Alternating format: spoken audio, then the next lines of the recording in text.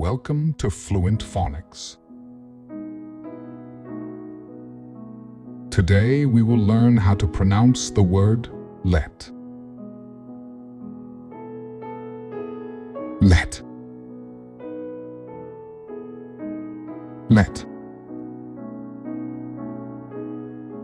Let.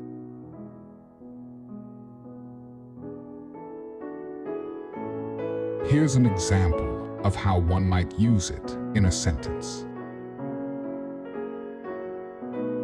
Please let me know if you need any help with your homework. Let in this sentence means to allow or permit someone to do something, to give permission for something to happen, or for someone to do something.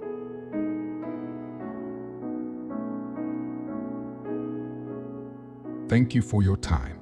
If you enjoyed this, please like and subscribe for further content.